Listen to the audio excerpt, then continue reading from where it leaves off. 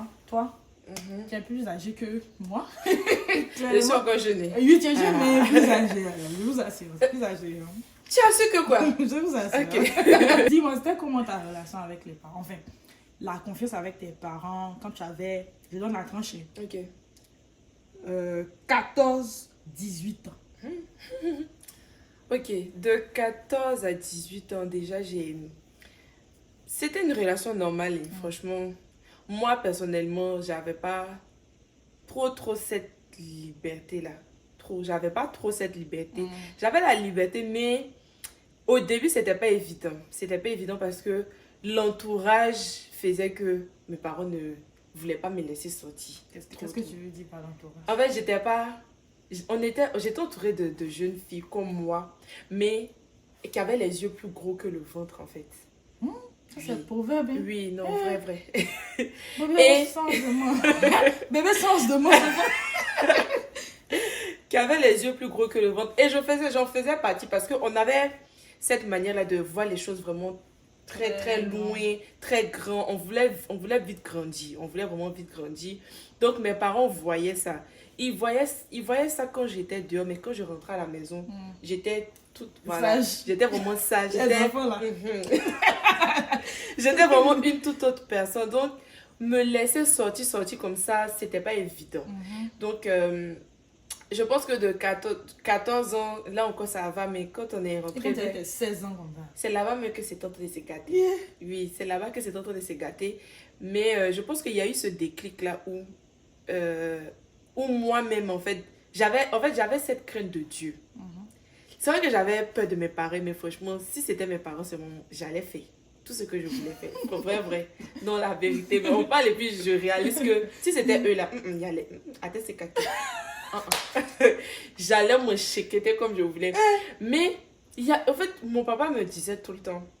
Moi, c'était mon papa qui tout le temps me disait, me parlait. Ma maman, elle, c'était la chante de la maison. C'est-à-dire qu'elle chante, quand tu sais que tu vas faire quelque chose de mauvais la journée, là, tu vas l'entendre chanter, non. Elle entend chanter des chansons, des louanges. Genre, quand elle prépare, elle fait le ménage, elle est tout le temps en train de chanter. Et c'était des cantiques en français ou en hébreu, mais qui avaient des paroles profondes. Et puis, ça me faisait culpabiliser sans qu'elle ne le sache, en fait. Ah, c'est bonne technique aussi, hein. Mais elle ne savait même pas. Donc, je pense que ce qui m'a freinée, en fait, c'est les bases.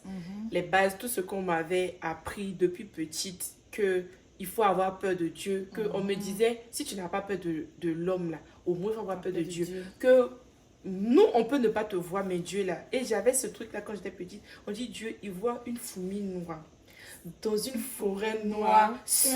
On est sous, même ou bien sur une pierre noire. Non, mais il a dit que... Si c'est dans la forêt noire, fourmi noire, sur pierre noire.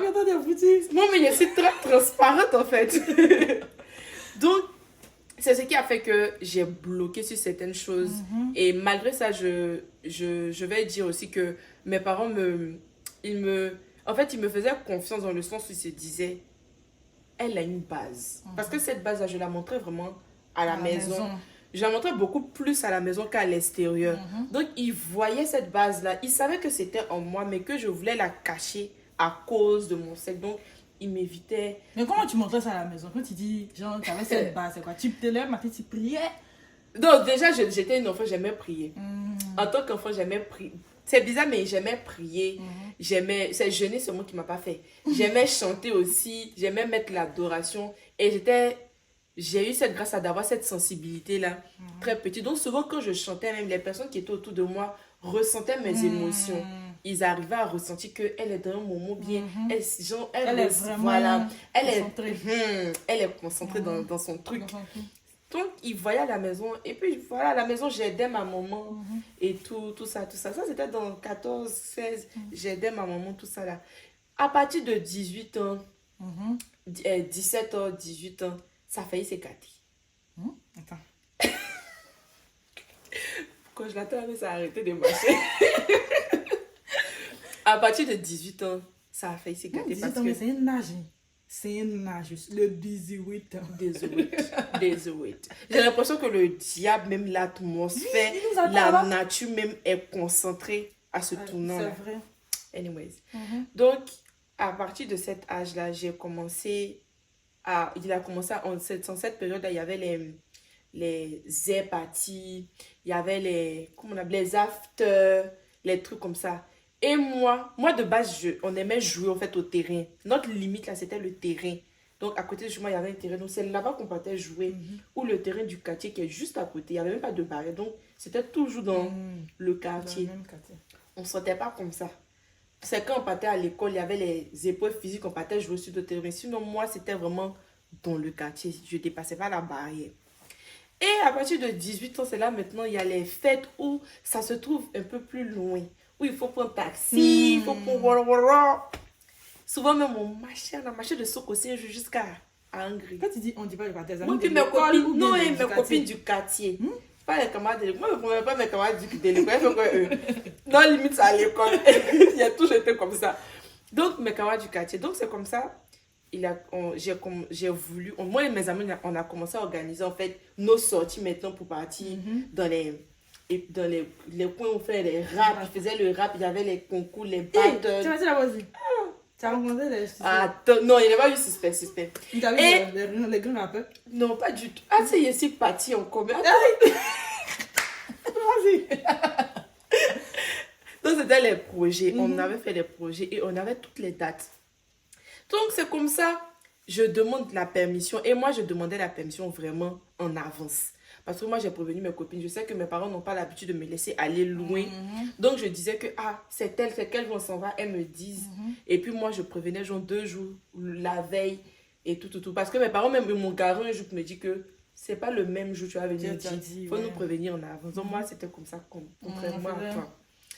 Donc, j'ai demandé la permission. Et ce jour-là, on devait partir au concert. C'était au concert des écoles. On appelait ça concert des écoles. C'était à Sokossi. Donc, je me suis apprêtée. C'était au temps des Supra. Je connais. Et voilà, mon papa m'avait acheté une Supra parce que j'aimais les baskets. J'aimais les baskets, donc mon papa m'achetait les baskets qu'il voyageait.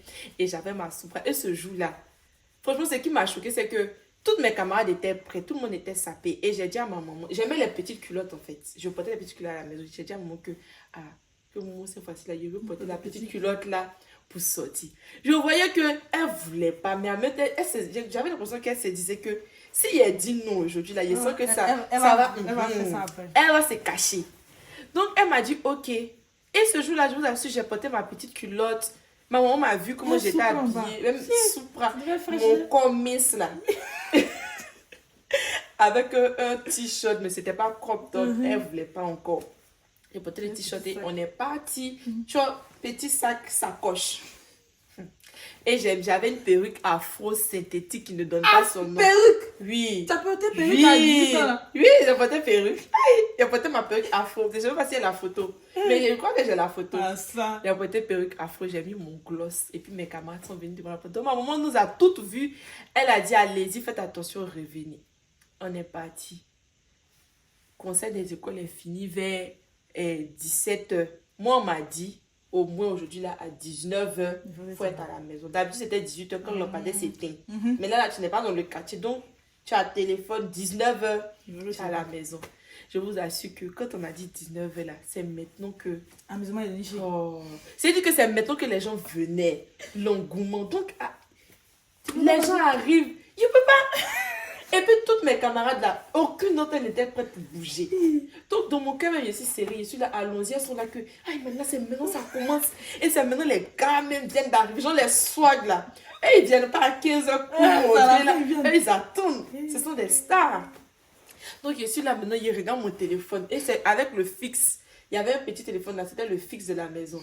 Donc c'était avec le fixe que je le prenais. Pas gris façon là. Et c'est comme ça que je regarde, franchement, ce jour-là, si je savais, et j'avais mon agent de transport, maman m'a donné mon transport, j'aurais pris ma route et puis parti. Je suis restée. C'était chic jusqu'à... Ton cœur battait pas en mot genre. Si, ça bat même, mais... En fait, il y a la musique, il y a le monde, donc un peu ça bat, un peu tu joues, un peu ça bat, un peu tu joues. 19h à arriver. Maman ne m'a pas appelé. Je me suis dit que... C'est que ça va? C'est que ça va. Parce que moi, tant qu'on m'appelle pas aussi, je suis dedans. Donc, je m'en vais, on joue jusqu'à À un moment, j'ai mis mon téléphone dans ma poche. Et on a commencé à faire les choses. On regardait les gars, ça faisait les battles, on criait, les filles. Jusqu'on s'est fait des pointeurs là-bas. Hein. Attends, maintenant, oui, il a fait sortir mon téléphone. Il a donné mon numéro à pointeur. Il a fait sortir mon téléphone pour voir qui m'a bipé là. Il voit 15 appels manqués. Détaillement. Et ma maman ou mon papa, les deux. J'ai dit à ce moment-là, c'est comme si, devant le pointeur même là, j'ai fait comme ça. Je suis foutu. J'ai fait comme ça. Je suis foutu. Et puis je regarde mes camarades, je dis leur nom. Je dis A, B, C. Je suis foutu. Et c'est le gars qui dit que mais il y a quoi, tout ça, tout ça. Je vous assure que j'avais aucun intérêt pour lui encore.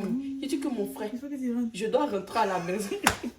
Et c'est comme ça, on rentre. Et ce jour-là, franchement, je me suis fait tabasser. Ils t'ont frappé? Ils avaient l'habitude de te frapper ou bien? Jamais. Jamais. Et c'était la première fois que mon papa me frappe. Tu es rentré vers quelle heure?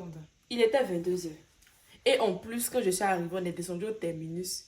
Mon téléphone est resté. Le téléphone fixe, là, il est resté dans le taxi. Donc, Adam, quand tu dis téléphone fixe, comment? Téléphone fixe, ça, c'est pas téléphone, un fil. Ouais, c'est Il y avait les téléphones fixes comme téléphone normal. Voilà, tu déposes juste le truc pour charger. Mais tu peux sortir avec. Voilà, c'est en 1900 combien? Pas 1900, c'est toi aussi. C'était en 2000 là-bas. Pour 1900, là, c'était un fil en broche forcée. Donc, et c'était MTN même. Donc, c'est comme ça que je suis arrivée. Franchement, c'était la première fois que mon papa me frappe et ils m'ont interdit de sortir. Là même, là, c'était bouclé. Et après, j'ai réussi à gagner leur confiance encore en faisant les choses. Genre, quand je dis je sors, dès que l'heure arrive, je rentre. Ou bien si je vois que ça commence à devenir chic, j'appelle maman pour dire, hé, maman, ça devient chic. Elle dit, bon, fais au moins 10 minutes. Et puis tu viens, mais il faut venir. Quand tu donnes une heure, quand tu dis une parole, il faut respecter. Et j'ai commencé à respecter en fait mes paroles, à respecter les délais. C'est ça, respecter tes paroles. Oui. Et puis même quand je vois que si j'ai envie de rester, franchement, je les appelais. Quand ils voulaient que je reste, ils me disent reste. Sinon, quand ils ne voulaient pas, ils se font rentrer. Donc c'est comme ça que j'ai fini par gagner la confiance de mes parents, jusqu'à vraiment me détacher de ce groupe d'amis là. Ah, ok. Et ça s'est fait naturellement. On s'est détaché. Je ne sais pas comment ça s'est passé, mais je pense que le Seigneur a orchestré des choses. Parce que ma famille, mes frères, mes soeurs, eux tous, ils détectaient un peu comment ils les voyaient dehors et tout. Ils ont commencé à détecter. Ça ne collait pas avec ma personnalité non plus. Ça ne collait pas. Donc, c'est comme ça que j'ai gagné la confiance de mes parents à cet âge-là. Maintenant, après, parce que tu es parti, quand tu es allé en France, après tu es ici. Bon, ici, mais on ne peut même pas parler de ça, c'est quelle confiance en vous.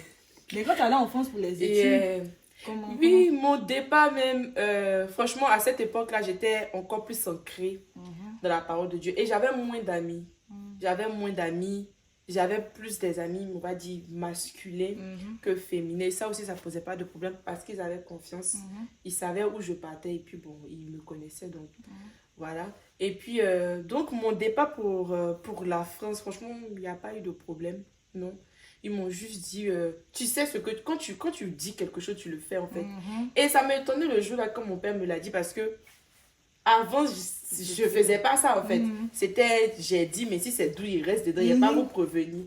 Et le fait que j'ai porté l'attention en me prévenant à chaque fois en disant que s'il est là, je rentre ou bien je préviens, ils ont vu que je tenais mes paroles et ça s'est enchaîné pendant des années. Donc, j'ai nourri cette confiance-là. Et quand j'étais prête à partir, la seule chose qu'il m'a dit, c'est que vu que j'étais quelqu'un, je dépensais beaucoup.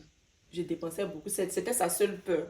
Il a dit, après à gérer ton argent. Après à gérer ton argent. Mais il m'a fait confiance. Et puis, le reste, c'était il me disait, le reste, c'est entre toi et puis Dieu. Il savait la crainte aussi que j'avais pour Dieu. Donc, il jouait tout le temps sur ça avec mes sentiments. Et moi, dès que tu me dis ça, c'est comme si tu m'as tué. C'est comme si tu m'as tué. Et c'est comme ça que je suis partie. Mais tu as dit un truc qui est super important. C'est que quand tu disais que tu vas faire quelque chose, tu faisais, genre, tu tenais ta parole. Ça, je pense que c'est un point aussi qui est beaucoup important dans la confiance avec les parents. Surtout quand tu dis tu vas rentrer à telle heure, il faut rentrer à telle heure. Et même si tu peux pas, il faut appeler. En fait. Voilà, pour dire que tout. Là, comme ça, les parents sont au courant. En fait, je pense que ce qui fait même que les parents ce qui fait que les parents ont vraiment peur ou ils n'ont pas confiance aux enfants, ils n'ont pas l'information. Ils savent pas. Il n'y a pas de communication en fait. Et puis le dehors est risqué. On est à une époque où les gens enlèvent les gens. Il y a les ritualistes, tout ça. Donc, au moins si tu es dehors, il faut prévenir. Même si tu as l'impression qu'ils ne t'appellent pas. Parce que moi, il ne m'a pas appelé jusqu'à 19h passé.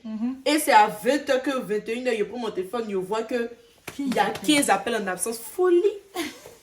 Tu te dis comment on va te sacrifier à la maison.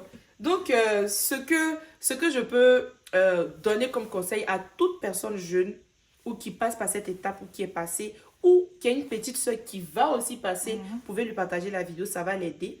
C'est de vraiment tenir ses paroles, c'est de vraiment créer la confiance avec vos parents. Communiquer beaucoup. Même si tu as l'impression que ce sont des informations banales, il faut le faire. Ça va permettre à vos parents de se situer, de savoir à quelle étape vous êtes pour pouvoir intervenir au moment où il faut intervenir. Si moi, je communiquais pas ou bien je n'avais même pas fait cette erreur-là de rester là-bas sans avoir communiqué, je pense aussi que il n'y aurait pas eu cette alerte-là où mes parents ont vu qu'elle est vraiment en train de se perdre. Et ils ont cette alerte. Quand ils ont cette alerte, à toi de te reprendre. Même si on t'a frappé, c'est normal. Ou bien, c'est une correction. La Bible même dit qu'il y a le bâton et puis la roulette. Il y a un qui fait mal dedans, forcément. Donc, je pense que tout ce que nos parents font, c'est vraiment pour nos biens. Et puis, les bases aussi font que ça vous suit. Vous avez cette crainte, cette peur comme toi. La peur de Dieu, la crainte de Dieu et le fait de vouloir être à l'image de Dieu, tout simplement. Donc, j'espère que vous avez apprécié cet épisode-là. Et puis, tu as un mot de fin ou non, t'as tout dit. Je pense qu'on va dire bye bye. Bye bye.